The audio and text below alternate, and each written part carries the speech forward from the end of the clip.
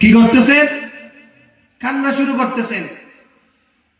যখন হযরত আবু বকর রাদিয়াল্লাহু তাআলা কান্না শুরু করে দিলেন, পাশের আরো অনেক ব্যবসায়িকরা আসছে। ওরা বলতেছে, হে ভাই আবু বকর, তুমি এত বড় মাপের একজন ব্যবসায়ী, এত টাকা তোমার এত টাকা, সামান্য একটা কাপড় ফেরত দিছি বিধায় তুমি কান্না করতেছ।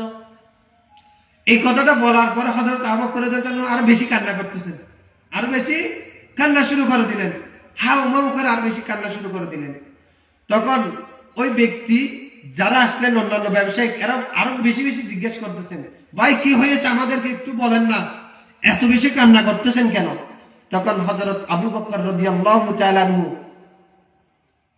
কান্না থামিয়ে বলতেছেন, হে আমার ভাইয়েরা, আমার দুস্থরা, আমি এই কাপড়ের জন্য কান্না করি না, এই কাপড়ের জন্য আমি কান্না করতেছি না।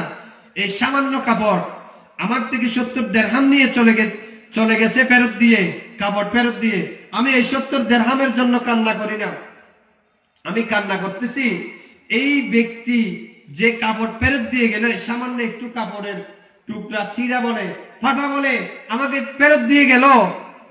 আর মহান রব্বুল আলামিন আমাকে 40 বছর, 50 বছর, 100 বছর আমাদেরকে যে হায়াত দিলেন, ওই হায়াতের মধ্যে যদি আমরা আমাদের আমলনামার মধ্যে যদি ফাটাছিটা নিয়ে যদি আল্লাহর দরবারে, যদি আল্লাহর সামনে যদি উপস্থিত হই, আমাদের আমলনামা যদি আল্লাহর সামনে দাখিল করা হয়, তখন আমাদের আমলনামা যদি মহান রব্বুল আলামিন, তোমার এই আমল, হে আবু বকর, তোমার এই আমল আমার কাছে গ্রহণযোগ্যতা পেল না, তোমার এই আমল আমার কাছে ভালো লাগে নাই, তোমার আমলের মধ্যে খারাপ আছে, এই কথাটা যদি বলে মহান রব্বুল আলামিন, তাহলে আমি কাল হাসরের ময়দানে কি করব?